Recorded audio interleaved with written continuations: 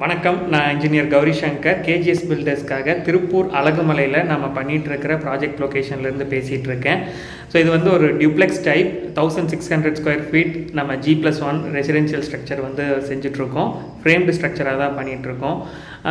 முழுக்க fly ash பிரிக்கில் தான் வந்து இந்த ப்ராஜெக்ட் போயிட்டுருக்கு. ஸோ இந்த ப்ராஜெக்டோட அவுட்கம் இப்போ என்ன ஸ்டேஜில் இருக்குது, ஸோ பிளானிங் என்ன மாதிரி பண்ணியிருக்கோம், என்ன மாதிரி ப்ரொவிஷன்ஸ் எல்லாமே கொடுத்து பண்ணியிருக்கோம். ஸோ இதில் வந்து சங்கன் ஸ்லாப்ஸ் கொடுத்துருக்கு, இன்வெர்டட் பீம் நம்ம கொடுத்துருக்கோம். ஸோ அதோட ஆஸ்பெக்ட்ஸ் எல்லாமே வந்து எந்தெந்த டைமில் எது நம்ம பண்ணணும் அப்படிங்கிறது எல்லாமே வந்து இந்த வீடியோ பதிவில் நம்ம பார்க்கலாம் வாங்க. ரைட் நோ பார்த்திங்கன்னா நமக்கு ஃபர்ஸ்ட் ஃப்ளோர் கான்க்ரீட்டிங் முடிச்சு பேரப்பெட் வாலும் கன்ஸ்ட்ரக்ஷன் முடிச்சுட்டு உள்ள இன்னரில் கிரவுண்ட் ஃப்ளோர் பிளாஸ்டரிங்கும் கம்ப்ளீட் ஆயிடுச்சு. ஃபர்ஸ்ட் ஃப்ளோர் பிளாஸ்டரிங் ஆன்கோயிங் போயிட்டுருக்கு. ஸோ இந்த வீடு வந்து நமக்கு ஈஸ்ட் ஃபேஸிங், நம்ம போர்ட்டிக்கோ கொடுக்கறது கிடையாது. எக்ஸ்க்ளூடிங் போர்ட்டிக்கோ நமக்கு வந்து 1600 ஸ்கொயர் ஃபீட் நமக்கு இருக்குது. கீழே கிரவுண்ட் அண்ட் ஃபஸ்ட் இருக்குது. டியூப்ளெக்ஸ் டைப்பில் இன்னரில் ஸ்டேர் கேஸ் வந்து பிளான் பண்ணியிருக்கோம். ஸ்ட்ரக்சரல் டிசைனிங் படி நம்ம காலமும் beam, plinth beam, roof beam, slab எல்லாமே வந்து டிசைன் பண்ணி, ஸோ ஸ்ட்ரக்சரல் ட்ராயிங்கில் ஸ்ட்ரக்சரல் இன்ஜினியர் என்ன ரெக்கமெண்டேஷன் பண்ணியிருக்காங்களோ same size rods and concrete sections நம்ம யூஸ் பண்ணி தான் வந்து பண்ணியிருக்கோம். பேஸ்மெண்ட் ஹைட் பார்த்திங்கன்னா நம்ம எக்ஸிஸ்டிங் கிரவுண்ட் லெவல்லேருந்து 3.75 ஃபீட் வந்து ரைஸ் பண்ணியிருக்கோம். ஸோ இதில் அந்த பேஸ்மெண்ட்க்கு மேலே வந்து ஒரு சில் ஸ்லாப் போட்டிருக்கோம். தென் அதுக்கு மேலே நம்ம விண்டோ லெவல் பாட்டம்லேயும் வந்து ஒரு சில் ஸ்லாப் போட்டிருக்கு. லிண்டில் வந்து த்ரூ அவுட் த பில்டிங்கே வந்து நம்ம போட்டிருக்கோம், கட் லிண்டில் கிடையாது. தென் ரூஃப் பீமும் வந்து நம்ம ஆஸ் பர் ஸ்ட்ரக்சரல் ரெக்கமெண்டேஷன் படி போட்டிருக்கு. ஸோ போர்ட்டிக்கோ பார்த்திங்கன்னா நம்ம ஜிஐ ரூஃபிங் ஷீட்டில் தான் வந்து பண்ண போகிறோம். பில்டிங்கோட ஈஸ்ட் சைட்லேயும் நார்த் சைட்லேயுமே வந்து கவர் பண்ணிக்கிற மாதிரி பிளான் இருக்குது. ஸோ அது பண்ண பிறகு நம்ம வந்து சிட் அவுட் வந்து அதுக்கு ஏற்ற மாதிரி நம்ம பிளானிங் பண்ணிக்கலாம் அப்படிங்கிறதும் ஐடியா இருக்குது. Basement backfill gravel fill பண்ணதுக்கு பிறகு நம்ம பெஸ்ட் கண்ட்ரோலும் வந்து நம்ம தேவையான அளவு நம்ம அப்ளை பண்ணிட்டோம். ஸோ உள்ளே என்ட்ரு ஆனதையுமே வந்து பார்த்திங்கன்னா மெயின் டோர் அது வந்து நம்ம எம்எஸ் ஸ்டீல் டோர் தான் வந்து பிளான் பண்ணியிருக்கு. அதே மாதிரி எக்ஸ்டர்னலாக 2 டோர்ஸ் இருக்குது. லிவிங் ரூம்லேருந்து வெளியில் போகிறக்கு வெஸ்ட் சைடில் ஒரு டோர் இருக்குது. ஸோ அதுவும் எம்எஸ் ஸ்டீலில் தான் வந்து பண்ணலான்ட்டு இருக்கோம். சிமிலர்லி டைனிங்லேருந்து போகிற ப்ரொவிஷனுக்கும் வந்து எம்எஸ் ஸ்டீல் டோர் தான் வந்து பிளான் பண்ணியிருக்கு. ரூஃபோட ஹைட் அரவுண்ட் ஒரு 10 ஃபீட் வந்து நம்ம வச்சுருக்கோம். ஸோ டைல் லெவல் நம்ம போட்டதுக்கு பிறகு நம்மளுக்கு 10 ஃபீட் கிடைக்கிற மாதிரி பிளானிங் பண்ணியிருக்கோம். ஸோ அப்போ இப்போ எடுத்து பார்த்திங்கன்னா அரவுண்ட் ஒரு 10.25 ஃபீட் நம்மளுக்கு இருக்கும். தென் உள்ளே என்ட்ரு ஆனதையுமே நம்மளுக்கு வந்து ஒரு 16/17 ஒரு லிவிங் ரூம் வந்து நம்மளுக்கு இருக்குது. ஸோ டியூப்ளெக்ஸ் டைப்பில் ஸ்டேர் கேஸ் வந்து ஓப்பன் வெல் டைப்பில் கொடுத்துருக்கோம். ஸோ இது வந்து நம்மளுக்கு லிவிங் ரூம்லேருந்தே மேலே ஃபர்ஸ்ட் ஃப்ளோருக்கு அசஸ் பண்ணுற மாதிரி கொடுத்துருக்கு. தென் லிவிங் ரூம்லேருந்தே வந்து பில்டிங்கோட நார்த் வெஸ்ட்டில் வந்து நம்ம ஒரு கெஸ்ட் பாத்ரூமும் வந்து பிளான் பண்ணி கொடுத்துருக்கோம். கான்டியூட்ஸ் கொடுத்துருக்கிற இடத்துல எல்லாத்துலேயுமே தென் காலம் வால் ஜாயின்ட்ஸ் எல்லாத்துலேயுமே வந்து நம்ம ஃபைபர் மெஷ் வச்சு வந்து நம்ம பிளாஸ்டரிங் பண்ணியிருக்கோம். ஸோ தட் நம்மளுக்கு அந்த ஜாயின்ட்ஸில் வர்ற கிராக்ஸை வந்து ஃப்யூச்சரில் அவாய்ட் பண்ணுறதுக்கு இது ஒரு வாய்ப்பாக இருக்கும். வந்து நம்ம பண்ணும்போது கான்க்ரீட் மேட் யூஸ் பண்ணியிருக்கோம். ஸோ தட் நம்ம அதுக்கு பிறகு பிளாஸ்டரிங் பண்ணும்போது ப்ராப்பரான கிரிப் நம்மளுக்கு பாண்டிங் கிடைக்கணும் அப்படிங்கிறதுக்காக. லிவிங் ரூம்லேருந்து நம்ம ஃபஸ்ட்டு டைனிங் உள்ள என்ட்ரு ஆகிற மாதிரி போனோம்னா ஒரு 10/10 சைஸில் டைனிங் இருக்குது. தென் சவுத் ஈஸ்ட்டில் வந்து நம்மளுக்கு ஒரு 10/10 கிச்சன் ஸ்பேஸ் வந்து நமக்கு பிளான் பண்ணி கொடுத்துருக்கோம். தென் சவுத் வெஸ்ட்டில் வந்து நமக்கு ஒரு 10/11 சைஸில் ஒரு மாஸ்டர் பெட்ரூம் வந்து பிளான் பண்ணி கொடுத்துருக்கோம். அது வந்து ஒரு அட்டாச்சு பாத்ரூம் ப்ரொவிஷன்ஸோடு தான் வந்து நம்ம பிளான் பண்ணியிருக்கு. பாக்ஸ்க்கான ப்ரொவிஷன் வந்து நம்ம ஸ்டேர் கேஸ்க்கு அடியில் வர்ற மாதிரி பிளான் பண்ணியிருக்கோம்.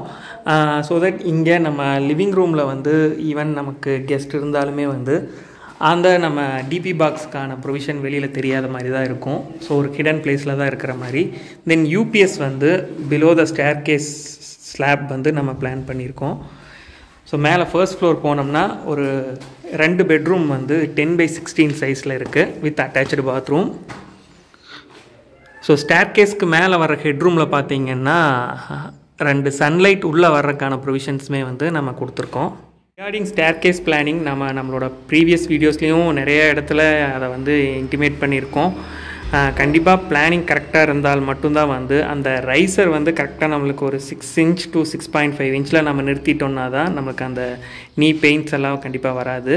நீங்கள் முடிஞ்சால் வாய்ப்பு இருந்தால் 5.5 to 5.75 கூட வைக்கலாம். தென் த்ரெட் வந்து அந்த பாதம் வைக்கிற இடம் கண்டிப்பாக நம்மளுக்கு ஒரு 10 inchக்கும் கம்மி இல்லாமல் நம்ம வச்சுக்கிறது அவசியம்.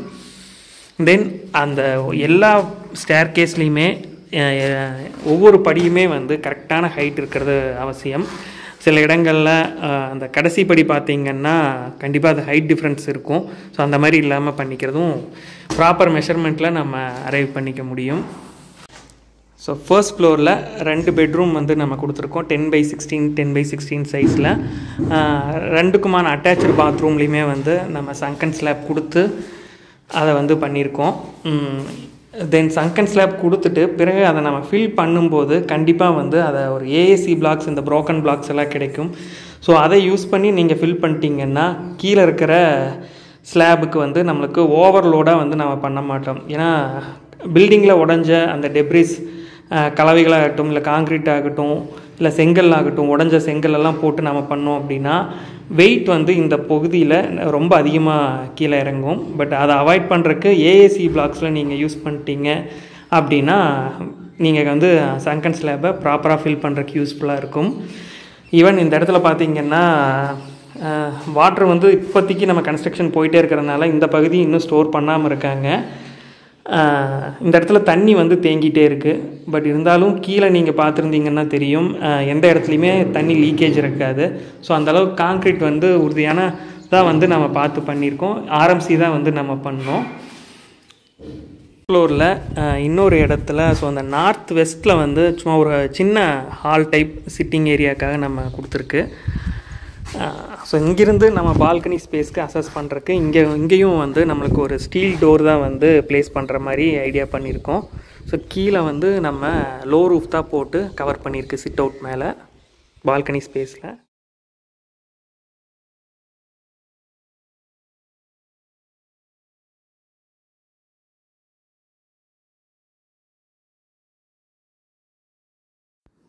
ஃப்ளையாஷ் பிரிக்கில் வீடு கன்ஸ்ட்ரக்ஷன் பண்ணுறதுக்கு இன்னும் பெரும்பாலானோருக்கு நிறைய தயக்கங்கள் இருக்குது. அதற்கு மிக முக்கியமான காரணம் பிரிக்கில் பண்ணும்போது நம்மளுக்கு ஹீட் வந்து அதிகமாக இருக்குமா, செங்கலை கம்பேர் பண்ணும்போது வீட்டுக்குள்ளே உஷ்ணமாக ஃபீல் பண்ண முடியுமா அப்படிங்கிற ஒரு தாட் வந்து இருக்குது. தென் அது போக இன்றைக்கி நம்மளுக்கு மார்க்கெட்டில் கிடைக்கிற ஃப்ளையாஷ் பிரிக்கும் பார்த்திங்கன்னா கிட்டத்தட்ட ஒரு 70 to 80% தரமில்லாத கல் தான் கிடைக்கிது. அதனால் பார்க்கும்போது மக்கள் என்ன ஃபீல் பண்ணுறாங்கன்னா இந்த கல்லோட தரமே இவ்வளோ தான் இருக்கும், அதனால் நம்ம ரிஸ்க் எடுக்காமல் ஒயர் கட் பிரிக்ஸ் போய்க்கலாம், க்ளே பிரிக்ஸ் போய்க்கலாங்கிற மாதிரி ஃபீல் பண்ணுறாங்க.